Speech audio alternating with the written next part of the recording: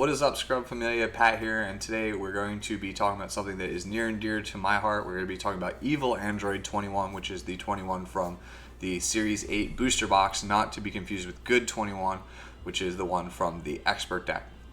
I figured rather than just do a standard deck profile, I would also do a little overview of the leader, because 21 is a little bit more involved than the standard leader. It's not as straightforward, and I felt like I'd give you guys some tips, tricks, and things I kind of learned along the way to help you guys out. If you're just here for the deck list, I will link down in the description the timestamp for you guys to go and skip to it and check it out. Before I jump into the actual leader itself and start talking about everything, I want to give a shout out to Alec Pastrana at Bearded Collectibles. He is our wonderful sponsor here at 3XG Productions and Shenron's Lair. Alec Pastrana is, and you guys hear me and Matt say it all the time, the best shop owner on the planet. He is going to give you the hookup at Nats. He took care of the team. I mean, he bought us all free hot dogs in the middle of the tournament. Like, who does that? Like, he's the best, man. You guys are going to love him. He is going to give you guys the best prices on Series 8. Like, if you're looking for any of the cards that you see in this video, you definitely want to get it from Bearded. He also sells play sets of things, so check that out for sure, beardedcollectibles.com. So with that out of the way, let us talk about the leader, the lady herself, Android 21. She has auto. When you place this card in your leader area, choose up to one Android 21 scheme from your deck and activate it. So that is the field spell. We will talk about that in just a second, but she can start with it in play. It is optional. So in some matches where you feel like you may not need it, it is possible to actually leave it in the deck or just decide the card out entirely. It is not a mandatory effect to start with it. I feel like 95 to 99% of the time you are going to want to start with it in play, like barring like maybe it's good to not bring it against Janemba, for example. I'm not really sure yet. We're still like in the early testing phases. I've done a lot of testing with her, but I haven't tested every matchup yet. So yeah. She also has Activate Main once per turn. Choose one clone token in your opponent's battle area and remove it from the game. The clone tokens are something that we'll talk about when we get to the field spell. You draw one card, then choose up to one of your opponent's battle cards with an energy cost of exactly 1 and return it to its owner's hand. Then at the start of your opponent's next main phase, choose up to one blue-green multicolor card in your energy and switch to active mode. So this leader does not need to attack to draw, which is great, which means that you can basically set the pace of the game. You can, go aggressive if you really want to, but against somebody like, say, Yellow Brawly, you might not even need to attack. Let them, self-harm themselves, so that way you can play a reactive gameplay style against them and counter their moves, make them combo their apes aggressively into you, for example. It then bounces a 1-drop, which is a godsend. Thank you, Bandai, because it allows you to bounce Black Mass Saiyan, which would be, a massive setback for this deck. It would just completely ruin the deck if Black Mass Saiyan was a thing that you could use against it. So thank you again, Bandai, for having the foresight to be able to bounce 1-drops. It's also in tandem with the field spell. You're able to bounce things like Saiyan Kaba, Intensifying Power Trunks. They're really bad against this leader in tandem with the field spell, which we'll go over in a little bit. And then obviously at the start of your opponent's turn, you get to untap a blue-green energy. So yes, we are basically locked to playing some form of blue-green energy, but we do get the draw 2 on the Awaken. So, yeah, so she has, at 4 less life, you draw 2 and flip her over, which is super, super good since the leader already untaps. We are going to accrue a lot of cards with this leader. The fact that she doesn't need to swing to draw on the front side means that the card disparity between you and your opponent can be absolutely massive at times with this leader. I usually have between 12 and 15 cards at all times with this leader, and I find that my opponents usually have somewhere between 4 and 8. So you definitely want to play this leader if you are in the business of having a huge hand size over your opponent. So on the backside, she is Android 21 Malevolence Unbound. Activate Main. It's literally the same exact thing as the other side. So yeah, nothing like too crazy on the backside. However, important to note, when switching from the front to the back, because it is technically a new card, you could use the skill twice.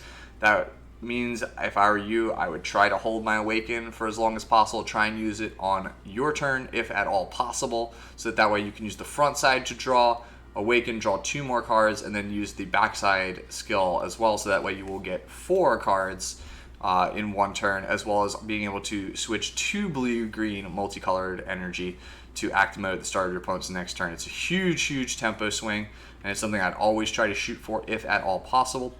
If you're going to spend at least 3 or more cards to stay on the front side, then I strongly suggest that you just burn the Awaken and not try and go for the super value play. Just be smart about it. No reason to force it if it's going to put you behind anyway, and your opponent's going to punish you for telegraphing that you're going to go for it anyway. Last couple things to talk about. She is a blue leader, which means you have access to Unyielding, and you're in the color of Sensu Bean, Dimension Magic, and obviously Gogeta Hero Revived, and a number of other really broken cards. So that's a plus. She is also an Android leader, and despite the fact that some of the cards in her theme stop you from playing cards that cost 30 or 35k, if you want to play the Cell Chain with this deck, you absolutely are more than welcome to do so.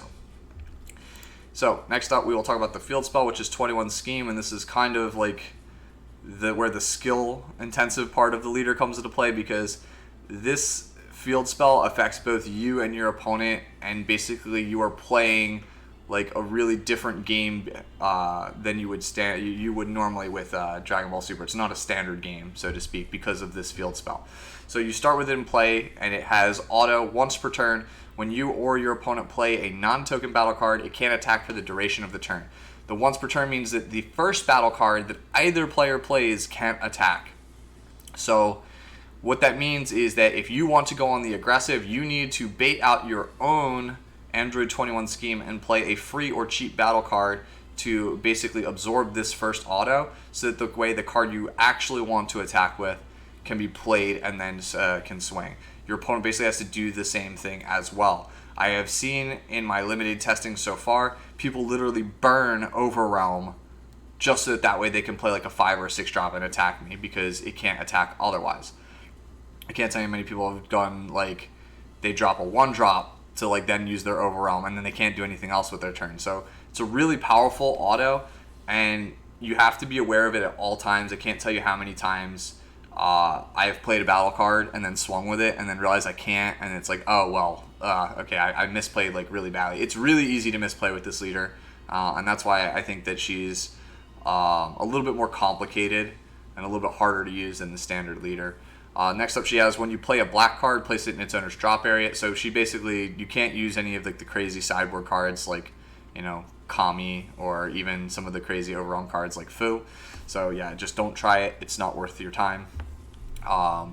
Then she finally has auto at the start of your opponent's main phase, play 2 clone tokens with 10k power in your opponent's battle area. So this is the meat and potatoes of the actual card itself. So this triggers because you start with the field spell in play. If you go second, your opponent gets 2 tokens at the start of their turn. So potentially your opponent could have anywhere between 4 and 6 attacks on you on their first attacking turn, depending on how you handle the situation. So that's one of the things I think that turns people away from Evil 21, is because it's really easy to die if you don't know what you're doing, because you're basically giving your opponent, like, they could have 6 attacks on you first turn if you just aren't ready and don't have ways to mitigate your own tokens that you're giving them. Android 21 gets really powerful effects and gets to cheat into play a lot of things for free in exchange for giving your opponent a bunch of free 10k attackers every turn. So it's really important for you to kind of time it in such a way that your opponent is never really ever getting more tokens than the 2 that the field spell gives them at the start of the turn.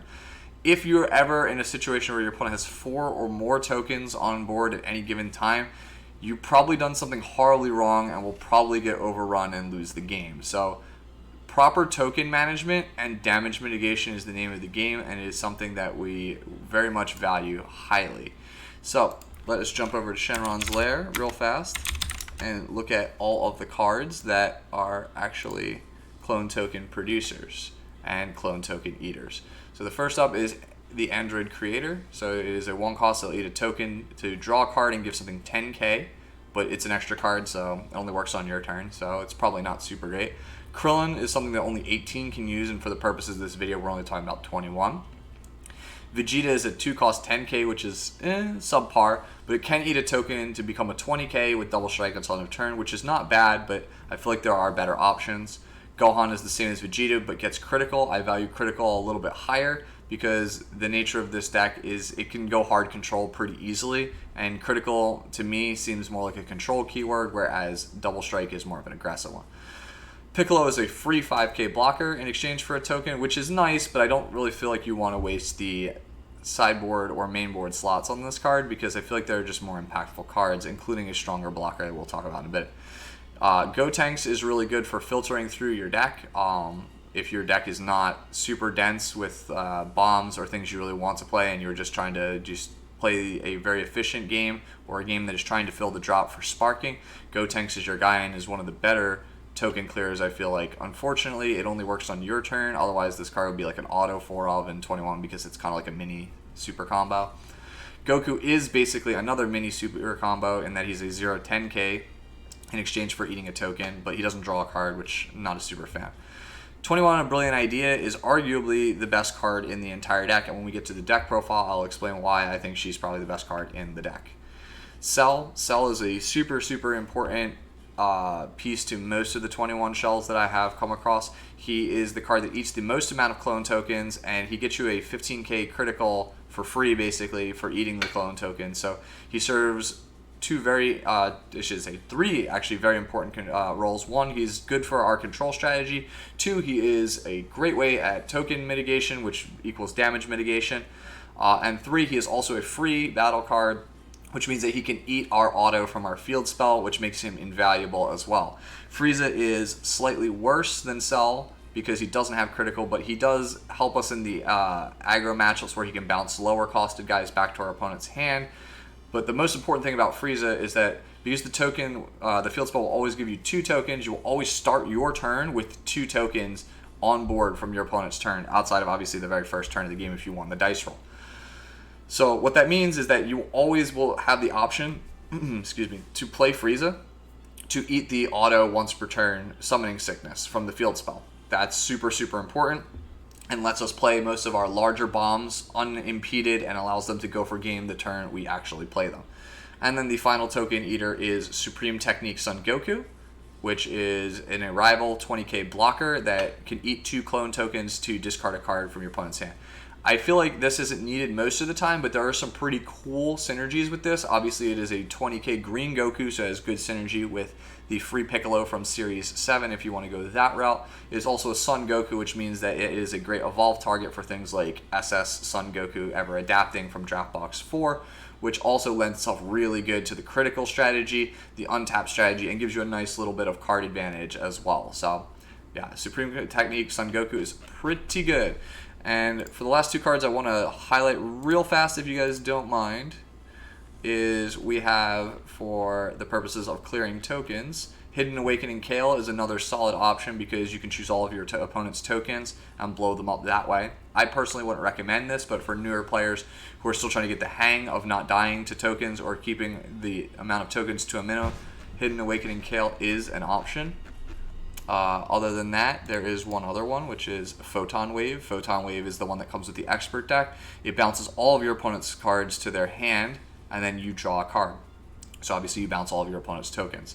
So really good option as well for keeping the amount of tokens down. I used to play this as a Tech 1-of, but I find that you don't really need Photon Wave that much anymore. So here is the actual deck list for Evil 21 that I intend to play going forward. This is basically my standard baseline list after about a week and a half of testing, and this is basically what I've come up with. So let's go into the card choices and explain why we are playing what we're playing.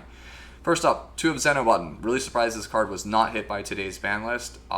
We generate a lot of blue energy, and we have a lot of 10Ks and a lot of counterplays. So Zeno Button, he's really good after we have tapped out, defending ourselves from an attack. It allows us to untap yet again and combo any of our 10Ks off the board. We generate quite a lot of battle cards on board in this deck. We usually have anywhere between 3 and 5 at all times. So being able to combo, and most of them are 10Ks, so being able to combo them away is really it's a nice option to have, and Zeno Button facilitates that really well. Next up is Android 21, the Ringleader. It is a standard 1-drop cantrip, and it does accelerate us on clone tokens. It gives us a clone token basically at the end of our opponent's turn, the start of our turn, which can allow for an earlier than usual sell, which is pretty nice. It's not the best 1-drop though compared to the next card that we'll talk about, which is why it's at 1. The main reason why we still have 1 in the main board instead of going the extra of the other 1-drop is because we want the activate main in case some mad lad actually at our locals or our regional main boards 1 copy of, say, the Vegeta that blows up the field spell and they're like on a wish deck with assembling. I wanted to have some way in the main board to recur it, so that's why Ringleader's here at 1. Next up is Android 18 Speedy Substitution, top 5 for any Android basically in the deck. Really, really good searcher. It digs a lot deeper than the 21 Ringleader, so that's why it's usually a better card. This is a pretty good turn 2 play. It's not the optimal turn 2 play, but against aggressive matchups where you don't really want to tap out on turn 2 or you need the hand size, 18 to grab a specific Android for later on in the game, while keeping up energy for Vegeta the Cruel is pretty good. Also has the ability late game to, the turn before you're going to go off, swap for a Violent Predator from your energy area so that way you can get it and not feel bad at all about charging your win cons early on. Dimension Magic, best blue negate, not really much else to say. Senzu Bean, we really need Senzu Bean at 4x more so than any other deck that I've played in the past couple of months, even more so than Janemba. You really want Senzu Bean because your opponent is attacking constantly because of all the clone tokens you're giving them. On the front side, you will need Senzu Bean in order to mitigate a fair amount of damage, so that way you don't go too low too quickly. It also allows us to make big plays turn 2 with Objection and Android 16, so we can do 2 ramp spells on turn 1, which is really, really nice. So it's kind of like a does it all. I'm not a super big fan of Unyielding, but I could see people playing Unyielding in this deck as well, just for more chances at the absolute broken turn 2 play that this deck can make. But yeah, Bean definitely needs to be at 4, especially if Yellow Baby takes off as a deck, because that's one of the few ways that you can use to mitigate the free 15k that they play every time whenever you take 2 damage. North Kai is the super combo of choice. We go low on life pretty quickly because of giving our opponent all those free attackers. So yeah, we don't want to use the Sparking super combo. We want to use the life one. Objection, again, another card I'm really surprised did not get hit today. It is just a really good ramp spell. It is generically the best ramp spell. And because we draw so many cards in this deck, we don't really want to draw 4, because at least if we draw Android 16, which we'll talk about in a second, he at least has combo power. So that's why we do 3 objections and 4 16s and not the other way around. We simply don't have the deck space. We already played 10 ramp cards in the deck, so I feel like any more is absolute overkill. 20%, basically 1 in 5 cards in our deck is a ramp card. We'll almost always open something that ramps us with this many ramp cards in the deck. 16. It's basically objection with a body, and it's obviously better on energy because it's 2 colors, but the energy that you get comes on the top of the deck, so you don't neg 1 in hand, but it comes into play in rest mode, so it has its pros and cons over which one is better. Optimal play is objection, and then swing with a leader or anything else, and then 16 after you Senzu Bean, so that way you get double ramp on the same turn. Pretty sweet turn 2 play. Yeah, just 16 is just absolutely great. He does have the restriction of you're not able to play 30 or 35Ks for the rest of the game after you play him. So no hero revive if that's the route you're trying to go, but I don't think you need it when you see the top end of our curve. And even though it feels like it's pretty light on bombs, I assure you the 2 bombs we are playing are good enough to end the game. 17, Protector of Wildlife. We play a lot of 10Ks and a lot of blue-green cards already, so we don't need a critical mass. This is just really nice because it's tutorable off of 18, and it's checkland, so that's why it's at 3. We definitely want it. It's just not as insane as going 4x in another one. When you look, we have so many blue-green energy cards, we really don't have the room for a 4th copy. Next up is Android 21, a brilliant idea. This is arguably the best card in the entire archetype, and is probably the reason to play Android 21.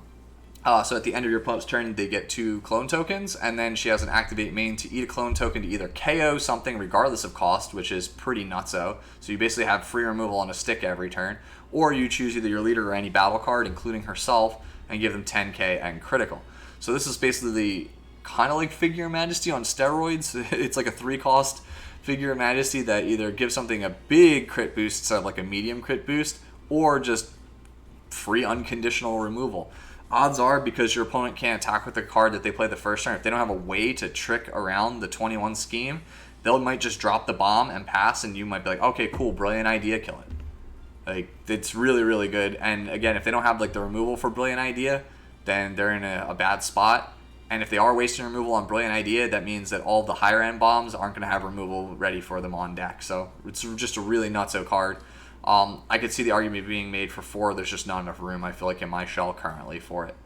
Vegeta the Cruel, because our leader doesn't need to swing to generate card advantage, I find that the Apes decks, they just have to swing into me. And to get anything going whatsoever, they basically have to blow their load for the Apes in their own combo step, and they're just swiftly met with Vegeta, and they just can't get any action going.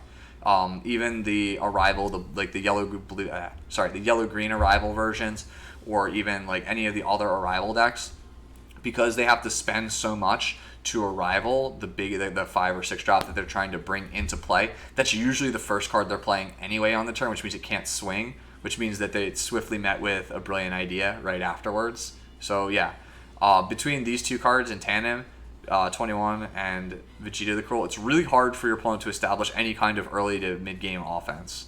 Like, you're going to force the game to go late just because you're playing these cards. Next up is Ultra Instinct, Son Goku, the Unstoppable. And I know you guys are like, oh my god, he's playing 3. Like, you need 3. I'm sorry, guys. Like, 21, sadly, is probably going to be one of the most expensive decks to play in the format. You absolutely need 3 copies of this card. Not only do we have the mana to leverage it constantly in most matchups, like we're going to be at like 5 energy, like turn 3 in certain matchups, so like you're going to very easily be able to hold this card up. So again, just generically good, but this is the only card in the entire card pool that stops Malicious Majesty Super Baby from just absolutely destroying you. Like, that card, if that card resolves against you, Malicious Majesty, you have no hope of winning. Between the fact that you give them 2 tokens, you have any leftover tokens, they play Dr. Mew and the 1-cost baby and Bulma for free on their turn, and then their leader is triple attack, and then they have a 30k from Malicious Majesty, and you're at negative 5k for the turn, you're just dead. Like, there's no way around it. You need an instant speed removal that gets rid of the card before you even go into battle, and Goku is literally the only one that answers 5 or more. So you need, when they go into Baby, when they Union or they hard cast the card, Window 2 UI Son Goku the Unstoppable is the only out that will save you and not make you auto lose the matchup. So you have to have it. You have to play it. I'm sorry if that really upsets people, because I know he's got like a $50 or $60 USD price tag right now, but like you're gonna need it. We already went over Scheme. And we already went over Cell and Frieza. We do a nice even split of 3-3 because I really like that. Next up is Beautiful Scientist. Beautiful Scientist is basically everything you want in a card. It is a blocker, so it'll protect us from our own clone tokens or whatever big bombs our opponent is playing. It also kills anything on our opponent's board, even clone tokens, so it does serve as some form of token management. And most importantly, it ramps us a card. And it's an android and a dual color. So it does everything we want. It's really important to note, if you play 16 on 2 and you play her on 3, depending on the matchup, you might be tapped out and not have enough energy, even with your 1 energy open from your leader untapped, to survive. So be very wary about when you cast Beautiful Scientist. It can get you killed either through triggering an unintended counterplay, or potentially tapping out or not having enough energy to protect your life from your own tokens plus whatever they were doing. So it's a really risky card to use, but has a lot of upside and a lot of things that we want in the deck, so that's why we play 3. Next up is Violent Predator, which is our win con. Violent Predator is pretty backbreaking for a lot of decks. If you resolve this card against Toa, Demigra, Mono Red Baby, Mono Red Pan, hell, even Janemba, you probably won the game. Like, it blows up most of the time. It leaves your opponent with 1 to 2 energy, and in some cases, like, say, Hachiyak, they don't have anything. They're dead in the water. It gets rid of their board, it gets rid of everything, has Deflect, so they're not really going to stop it. It's tutorable, and the best part is it has triple attack, so if you give it crit with a Brilliant Idea, odds are it's probably just going to get in there for 3 crit damage for the entire turn. Really, really strong card overall. Wouldn't surprise me if Android 21, the leader, doesn't take off, if Violent Predator is the card that sees play in Shenron or whatever kind of ramp deck that ends up overtaking the format. Just a really, really strong super rare.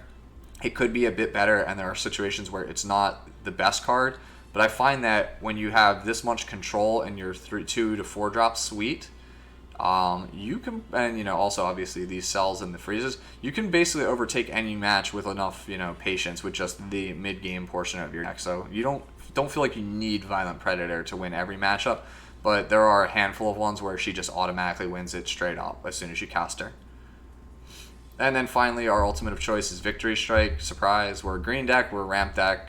Shenron got hit, so someone's got to pick up the mantle, right?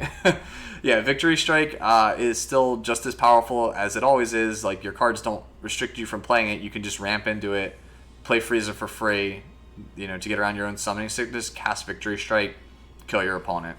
I mean, we have so much so many 10Ks in the deck and so much ramp that you might actually have enough to just shotgun somebody for like over 100 without even using super combos. So it's definitely a possibility.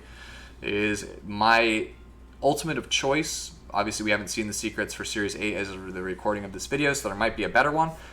For you budget players, Goku Oob is a really good option because it lends as a really good complement to Violent Predator. After you leave your opponent with 2 or less energy, after you resolve Violent Predator, next turn you can resolve Goku Oob and then basically lock them out of the game entirely.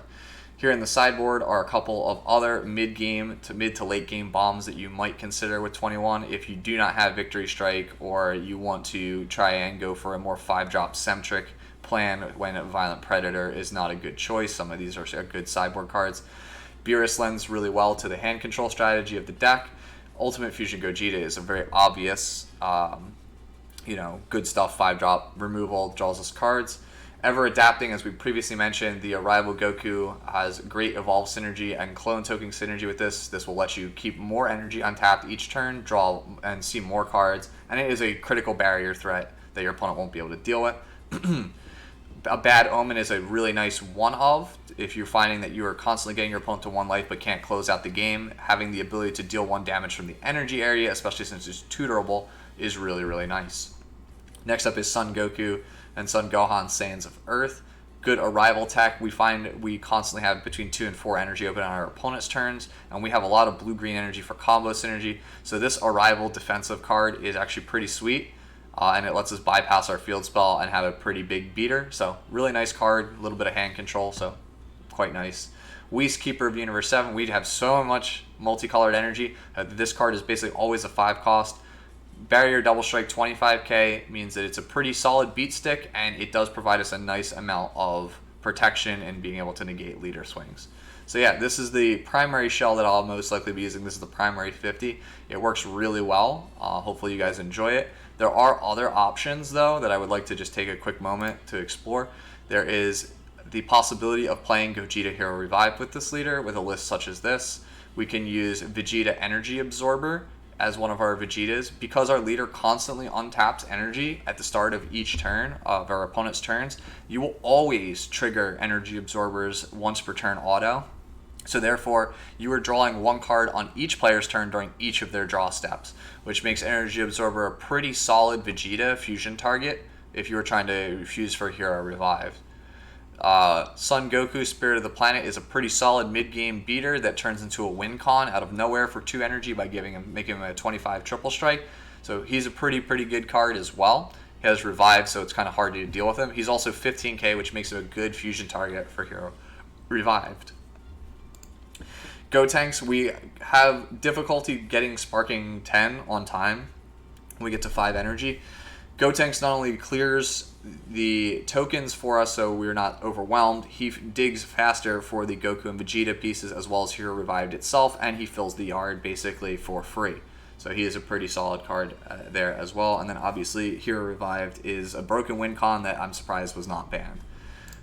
If for whatever reason we get another emergency ban and Objection, Button, and Hero Revive all end up getting nixed, you can find this is a basic stable core list that you can play in almost any meta, because most of the cards in the deck are from Draft Box 4, Set 7, Set 8, and reprints. So this is a pretty safe overall build. So there you have it, guys. That's basically Android 21, the evil 21 in a nutshell. Hopefully you guys are excited to play her. I'm going to probably be jamming more games with her for quite some time. I think she is incredibly fun, especially for somebody who really always wants to play hard control. I don't know how competitive she will be, but when you have cards this powerful in a deck, I find it hard to think that she won't make at least some splash in the competitive meta. Maybe not the best deck, but I think she'll have a pretty solid representation. So that's it, guys. If I missed anything, be sure to let me know in the comments below. If you really enjoyed the video, please consider leaving a like or subscribe. It really helps us out here, like a ton at 3XG Productions. Let me know in the comments also what leader you guys are interested in seeing 3XG tackle next with our deck profiles. I personally will be working on Good 21, but I know big brain boy Richard Zapp is looking for a new pet project, so maybe if you have something cool to suggest, he'll pick it up. So we look forward to seeing what you guys are working with in set 8, and hopefully you guys enjoy set 8 when it comes out in just a few short weeks. Okay, bye.